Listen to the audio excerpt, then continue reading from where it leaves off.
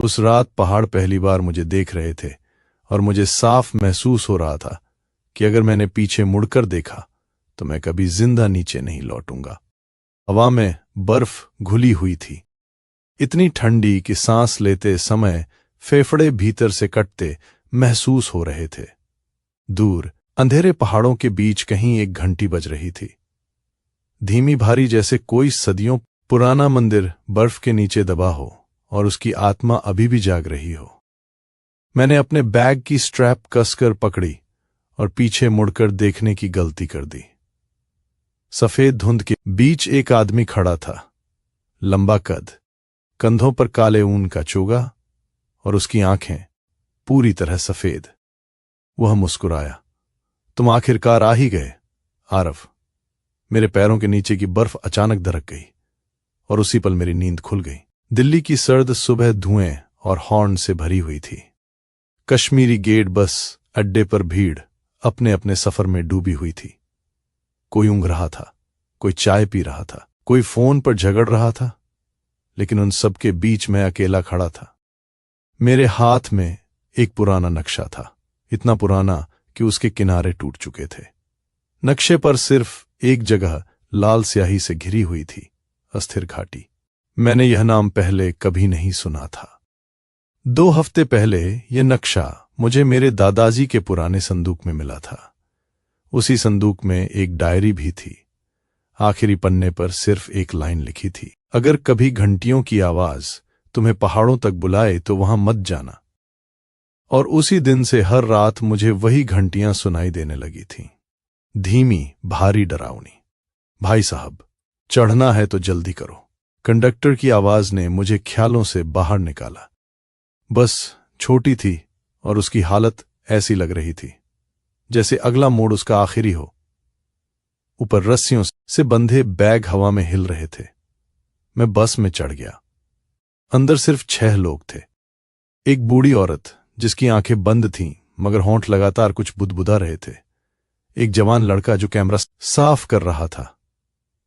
2 स्थानीय आदमी, एक सैनिक और आखिरी सीट पर बैठी एक लड़की। उसकी नजरें खिड़की के बाहर जमी थीं। लंबे बाल, नीली जैकेट और आंखों में अजीब सा खालीपन। मैं उसके सामने वाली सीट पर बैठ गया। बस चल पड़ी। शहर पीछे छूटने लगा। धीरे धीरे सड़कें पतली होती गईं। इमारतों की जगह देवदार के पेड़ों ने ले ली। हवा ठंडी हो गई। पहाड़ करीब आने लगे और तभी पहली बार मुझे महसूस हुआ कि कोई लगातार मुझे देख रहा है। मैंने पलटकर देखा। वही बूढ़ी औरत मुझे घूर रही थी। उसने धीरे से कहा, तुम्हारे पास वो नक्शा है ना? मेरी सांस रुक गई। आपको कैसे पता? उसकी आंखें कांप रही थीं, क्योंकि वही नक्शा मेरे बेटे के पास भी था और वो कभी वापस नहीं आया। बस के अंदर अचानक सन्नाटा छा गया। कैमरा वाला लड़का भी अब मेरी तरफ देख रहा था। सैनिक ने भी नजरें उठा लीं। बूढ़ी औरत आगे झुकी। अगर रास्ते में कोई घंटी सुनाई दे तो रुकना मत। बस अचानक जोर से हिली। बाहर पहाड़ों पर बर्फ गिरनी शुरू हो चुकी थी और तभी दूर कहीं से वही घंटी सुनाई दी। ठन। पूरा बस स्टैंड जैसे जम गया। ड्राइवर ने तुरंत रेडियो बंद कर दिया। सैनिक ने खिड़की से बाहर झांका और उसके चेहरे का रंग उड़ गया। मैंने भी बाहर देखा। सड़क के किनारे बर्फ के बीच कोई खड़ा था, काले चौगे में, और उसकी आंखें पूरी तरह सफेद थीं। बस तेजी से आगे बढ़ रही थी, लेकिन वह आदमी पीछे नहीं छूट रहा था। वह बर्फ के बीच ऐसे चल रहा था जैसे जमीन उसे खुद रास्ता दे रही हो। मैंने पलक झपकी। वह गायब था। देखा? मैंने सैनिक से पूछा। उसने जवाब नहीं दिया, सिर्फ जेब से ताबीज निकालकर पकड़ लिया। लड़की पहली बार मेरी तरफ मुड़ी। तुम्हें वापस लौट जाना चाहिए। उसकी आवाज शांत थी। क्यों? क्योंकि पहाड़ किसी को बुलाते नहीं, चुनते हैं। मैं कुछ बोल पाता उससे पहले बस अचानक रुक गई। आगे सड़क पर भारी पत्थर गिर चुके थे। ड्राइवर गाली देते हुए नीचे उतरा। बाकी लोग भी उतर गए। हवा अब और ज्यादा ठंडी थी। ऊपर पहाड़ों के बीच धुंध घूम रही थी। ऐसा लग रहा था जैसे बादल जमीन पर उतर आए हों। मैंने लड़की से पूछा, तुम कहां जा रही हो? उसने थोड़ी देर चुप रहकर कहा, जहां से कोई वापस नहीं आता। उसके शब्दों में मजाक नहीं था। तभी कैमरा वाला लड़का हमारे पास आया। नाम कबीर, ट्रैवल फिल्म मेकर। उसने हाथ बढ़ाया, मैंने हाथ मिलाया। आरव। कबीर मुस्कुराया, तुम भी उस घाटी की वजह से जा रहे हो ना? मैं चौंक गया। तुम्हें कैसे पता? उसने अपना बैग खोला। अंदर वही नक्शा था, मगर उस पर खून के धब्बे लगे हुए थे। ये मुझे मेरे भाई के कमरे में मिला था। वो 6 महीने पहले गायब हो गया। मेरे शरीर में सिहरन दौड़ गई। अचानक ऊपर पहाड़ों से आवाज आई, ठन ठन ठन, घंटियां, लेकिन इस बार वे बहुत पास थीं। ड्राइवर चीखा, सब लोग बस में वापस बैठो। उसकी आवाज में डर साफ था। हम सब भागकर बस में बैठे। बस तेजी से आगे बढ़ी, लेकिन जैसे जैसे रात गहरी होती गई, मुझे महसूस होने लगा कि सड़क बदल रही है। खिड़की के बाहर अब सिर्फ अंधेरा नहीं था। कभी पेड़ों के बीच कोई छाया चलती दिखती, कभी दूर आग जलती नजर आती, कभी ऐसा लगता कि पहाड़ों के ऊपर विशाल आकृतियां खड़ी हैं। और फिर बस एक छोटे गांव में रुकी। गांव पूरी तरह बर्फ में डूबा था। लकड़ी के घरों की छतों पर मोटी सफेद परत जमी थी। मगर सबसे अजीब बात यह थी कि पूरे गांव में एक भी इंसान नजर नहीं आ रहा था। सिर्फ मंदिर की घंटी लगातार बज रही थी।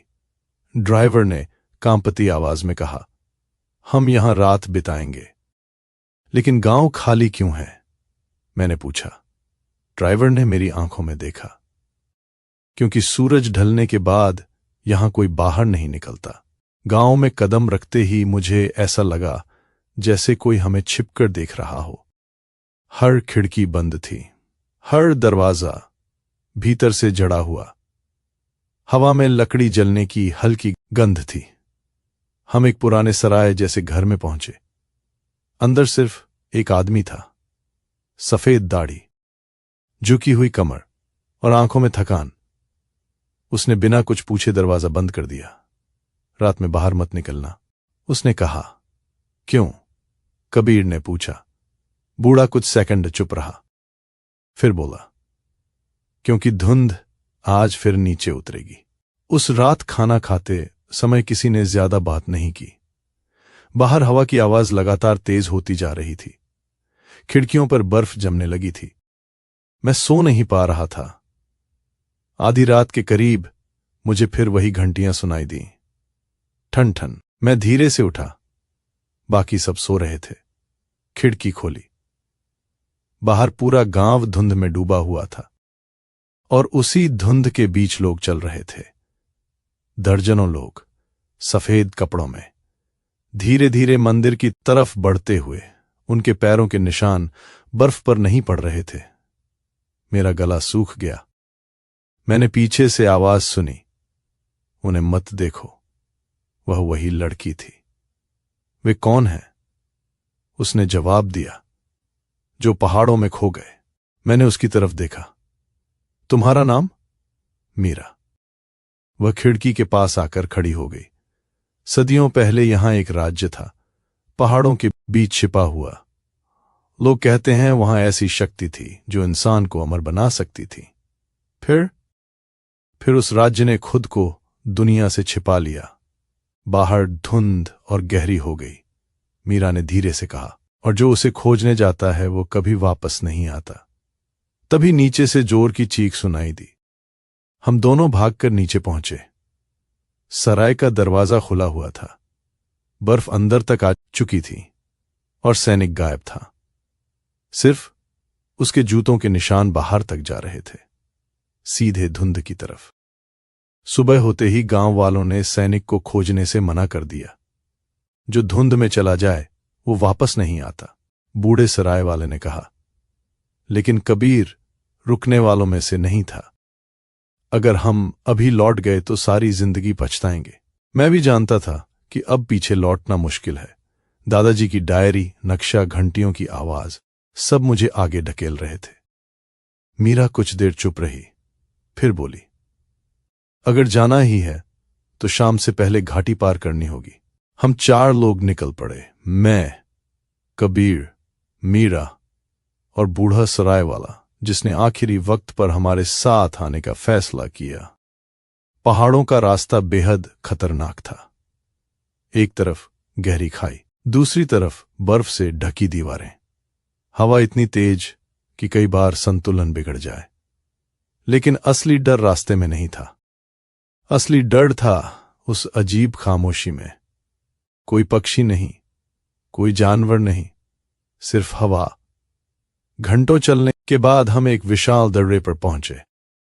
सामने धुंध के बीच पूरी घाटी फैली हुई थी और उसके बीच एक शहर, पत्थरों से बना हुआ, विशाल मीनारें, टूटे पुल, बर्फ में आधे दबे मंदिर। ऐसा लग रहा था जैसे कोई भूला हुआ साम्राज्य सदियों से यहां सो रहा हो। कबीर ने कैमरा उठाया। हे भगवान!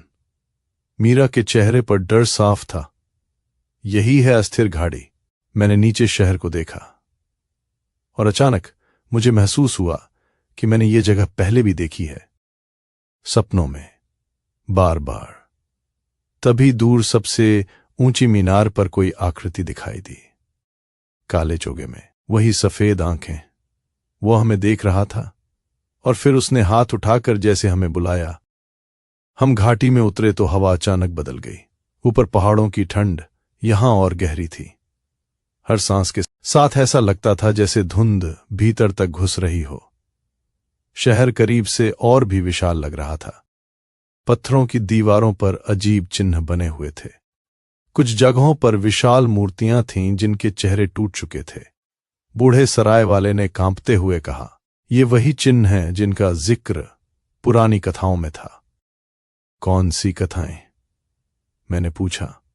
उसने जवाब देने से पहले चारों तरफ देखा। एक राजा था विराज। उसने मौत को हराने की कोशिश की। कहते हैं उसे पहाड़ों के नीचे कोई शक्ति मिली थी, लेकिन उस शक्ति ने पूरे राज्य को निगल लिया। हम एक टूटे मंदिर में पहुंचे। अंदर दीवारों पर चित्र बने थे। चित्रों में लोग एक चमकते हुए पत्थर के सामने झुके हुए थे। फिर अगले चित्र में वही लोग धीरे धीरे सफेद आंखों वाले प्राणियों में बदल रहे थे। मेरा दिल तेजी से धड़कने लगा। मीरा ने धीरे से कहा, ये लोग इंसान नहीं रहे थे। तभी कबीर की आवाज आई, इधर आओ। हम उसके पास पहुंचे। जमीन पर एक पुरानी तलवार पड़ी थी।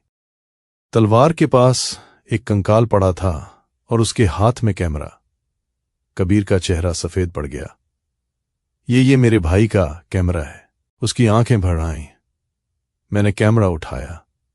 बैटरी खत्म थी, लेकिन मेमोरी कार्ड अंदर था। तभी मंदिर के बाहर कदमों की आवाज आई, धीमी भारी, थक थक थक। हम सब जम गए। बाहर धुंध के बीच कई आकृतियां दिखाई दे रही थीं, सफेद आंखें, और वे धीरे धीरे मंदिर की तरफ बढ़ रही थीं। आंखों! मीरा चिल्लाई। हम मंदिर के पीछे की तरफ भागे। पीछे से कदमों की आवाज तेज होती जा रही थी। धुंध के बीच वे आकृतियां अब साफ दिखाई दे रही थीं। उनके चेहरे इंसानों जैसे थे, मगर त्वचा पत्थर जैसी फटी हुई। उनकी आंखों में सिर्फ सफेदी थी। हम संकरी गलियों से दौड़ते हुए शहर के बीच पहुंचे। अचानक सामने एक विशाल दरवाजा दिखाई दिया, पत्थर का बना हुआ। उस पर वही चिन्ह खुदे थे जो नक्शे पर बने थे। दरवाजे के बीच गोल आकार का खाली स्थान था। और तभी मुझे याद आया, दादाजी की डायरी में एक धातु का टुकड़ा भी था जिसे मैं अपने बैग में रखे हुए था। मैंने उसे निकाला। वह बिल्कुल उसी आकार का था। आरव, जल्दी करो, कबीर चीखा। पीछे वे प्राणी करीब आते जा रहे थे। मैंने धातु का टुकड़ा दरवाजे में लगाया। पूरा दरवाजा कांप उठा। गहरी आवाज गूंजी और धीरे धीरे दरवाजा खुलने लगा। अंदर सिर्फ अंधेरा था। हम तुरंत भीतर घुस गए। दरवाजा पीछे से बंद हो गया। कुछ सेकंड तक सिर्फ हमारी सांसों की आवाज थी। फिर जमीन के नीचे कहीं से नीली रोशनी चमकने लगी। हम एक विशाल गुफा में खड़े थे और गुफा के बीच एक पत्थर हवा में तैर रहा था। उसके भीतर नीली आग जैसी रोशनी घूम रही थी। मीरा की आवाज कांप रही थी, यही है शून्यमणि। मुझे उस पत्थर को देखते ही अजीब महसूस हुआ, जैसे वह मुझे बुला रहा हो। और तभी पीछे अंधेरे से वही सफेद आंखों वाला आदमी बाहर आया। वह मुस्कुराया। सदियों बाद वारिस लौट आया। मैं जम गया। क्या मतलब? उसने धीरे से अपना चौगा हटाया। उसके चेहरे पर उम्र का कोई निशान नहीं था। मैं विराज हूं। गुफा में सन्नाटा छा गया। वह राजा अभी भी जिंदा था। विराज धीरे धीरे हमारी तरफ बढ़ा। उसकी आंखों में अजीब चमक थी। डरो मत, उसने कहा। मैं तुम्हारा इंतजार कर रहा था। तुम इंसान नहीं हो। मीरा फुसफुसाए। विराज हंसा। इंसान बहुत कमजोर होता है, मौत से डरता है, समय से हार जाता है। मैंने सिर्फ उस डर को खत्म किया। उसने हवा में तैरती शून्य मणि की तरफ देखा। इस शक्ति ने मुझे अमर बना दिया और पूरे राज्य को राक्षस। बूढ़ा सराय वाला बोला। विराज का चेहरा बदल गया। वे लोग कमजोर थे, शक्ति संभाल नहीं पाए। उसने मेरी तरफ देखा। लेकिन तुम अलग हो, आरव। मेरे भीतर सिहरन दौड़ गई। तुम्हारे दादाजी यहां आए थे। उन्होंने मुझे रोकने की कोशिश की। क्या? उन्होंने शून्य मणि को नष्ट करना चाहा, लेकिन असफल रहे। मेरी सांस भारी हो गई। वो कहां है? विराज कुछ सेकंड चुप रहा, फिर बोला, मृत नहीं, मगर जीवित भी नहीं। गुफा के पीछे अंधेरे में कई आकृतियां खड़ी थीं। उनमें से एक आगे आई और मेरा दिल रुक गया। वह मेरे दादाजी थे, मगर उनकी आंखें भी सफेद हो चुकी थीं। मैं दादाजी की तरफ बढ़ा, लेकिन मीरा ने मुझे रोक लिया। वे अब पहले जैसे नहीं रहे। दादाजी मुझे पहचानते हुए भी खाली नजरों से देख रहे थे। विराज बोला, शून्य मणि इंसान को उसकी सबसे बड़ी इच्छा देती है, लेकिन बदले में उसकी आत्मा ले लेती है। तो तुम इसे खत्म क्यों नहीं करते? मैंने चीख कर पूछा। उसकी मुस्कान गायब हो गई, क्योंकि अब यह मेरे बिना नहीं रह सकती और मैं इसके बिना नहीं। तभी अचानक कबीर ने कैमरा उठाकर विराज पर फेंका। आड़ी। हम दौड़ पड़े। गुफा कांपने लगी। पीछे से विराज की गूंजती आवाज आई, तुम बच नहीं सकते। हम पत्थरों के बीच भागते रहे। ऊपर से बर्फ गिरने लगी। रास्ते टूट रहे थे। तभी मीरा अचानक रुक गई। इधर। हम एक संकरी सुरंग में घुस गए। अंदर अंधेरा था, लेकिन दूर हल्की रोशनी दिखाई दे रही थी। सुरंग के अंत में हम एक विशाल कक्ष में पहुंचे। दीवारों पर पुराने लेख लिखे थे। बूढ़े सराय वाले ने उन्हें पढ़ने की कोशिश की। उसका चेहरा सफेद पड़ गया। यहां लिखा है, शून्य मणि को सिर्फ वही नष्ट कर सकता है जिसके खून में विराज का रक्त हो। सबकी नजरें मेरी तरफ घूम गईं। मैं पीछे हट गया। नहीं, यह संभव नहीं। मीरा ने धीरे से कहा, तुम्हारे दादाजी यहां क्यों आए थे? अब समझ आया। मेरे पैरों के नीचे जमीन जैसे खिसक गई। विराज की आवाज फिर गूंजी, आरव, तुम मेरे वंशज हो। मैंने पूरी जिंदगी खुद को एक साधारण इंसान समझा था, लेकिन अब हर चीज बदल चुकी थी। दादाजी ने कभी अपने परिवार के बारे में ज्यादा बात नहीं की। हमेशा पहाड़ों से दूर रहे, हमेशा डरते रहे। अब समझ आ रहा था क्यों। विराज हमारे पीछे सुरंग में आ चुका था। उसकी आंखों की सफेदी नीली चमक में बदल रही थी। तुम्हारे भीतर वही शक्ति है, उसने कहा। मैं तुम्हारे जैसा नहीं बनूंगा। विराज हंसा। हर इंसान शक्ति चाहता है। फर्क सिर्फ इतना है कि कुछ लोग इसे स्वीकार कर लेते हैं। तभी जमीन जोर से कांपी। ऊपर दरारें बनने लगीं। बूढ़ा सराय वाला चिल्लाया, पूरी घाटी टूट रही है। मीरा ने मेरा हाथ पकड़ा। अगर मणि नष्ट नहीं हुई तो ये शक्ति पहाड़ों से बाहर फैल जाएगी। मैंने उसकी आंखों में देखा, वहां डर था लेकिन भरोसा भी, और उसी पल मुझे फैसला लेना पड़ा। मैं वापस गुफा की तरफ दौड़ा। आरव, कबीर चीखा, लेकिन मैं रुक नहीं सकता था। गुफा में पहुंचते ही शून्य, मणि की रोशनी और तेज हो गई। वह जैसे मेरी मौजूदगी महसूस कर रही थी। विराज मेरे पीछे आया। इसे छुओ, उसने कहा, तुम अमर हो जाओगे। मैं धीरे धीरे मणि के करीब गया। उसकी रोशनी मेरे हाथों पर पड़ रही थी। अचानक मेरे दिमाग में आवाजें गूंजने लगीं। शक्ति, अमरता, साम्राज्य। एक पल के लिए मुझे सच में लगा कि मैं सब पा सकता हूं। लेकिन तभी मुझे दादाजी की डायरी याद आई। अगर घंटियों की आवाज तुम्हें पहाड़ों तक बुलाए तो वहां मत जाना। उन्होंने चेतावनी दी थी, क्योंकि वे जानते थे कि यह शक्ति इंसान को खत्म कर देती है। मैंने मणि को दोनों हाथों से पकड़ लिया। विराज चीखा, नहीं, और मैंने पूरी ताकत से उसे पत्थर पर दे मारा। पूरा पहाड़ कांप उठा। शून्य मणि में दरार पड़ गई। नीली रोशनी विस्फोट की तरह फैली। हवा में हजारों आवाजें गूंजने लगी। विराज दर्द से चीखा। उसका शरीर टूटने लगा, जैसे पत्थर बिखर रहा हो। तुमने सब खत्म कर दिया, उसकी आवाज गुफा में गूंजती रही। मणि की दरारें बढ़ती गईं। फिर एक पल आया जब पूरी रोशनी अचानक बुझ गई। सन्नाटा। फिर विराज धूल बनकर हवा में बिखर गया।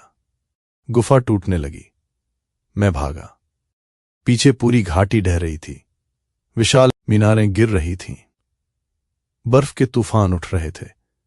मीरा और कबीर बाहर मेरा इंतजार कर रहे थे। हम पूरी ताकत से पहाड़ों की तरफ भागे। पीछे अस्थिर घाटी धीरे धीरे बर्फ में दबती जा रही थी, और तभी घंटियों की आवाज बंद हो गई। पहली बार। हम कई घंटों तक चलते रहे। आखिरकार सुबह की रोशनी पहाड़ों पर फैलने लगी। पीछे मुड़कर देखा, घाटी गायब थी, जैसे वो कभी थी ही नहीं। सिर्फ सफेद बर्फ फैली हुई थी। कबीर चुप था। उसका भाई अब नहीं था, लेकिन उसकी आंखों में एक अजीब शांति थी। मीरा ने धीरे से कहा, कुछ जगहें दुनिया से छिपी रहनी चाहिए। मैंने सिर हिलाया। मेरे हाथ में दादाजी की डायरी थी।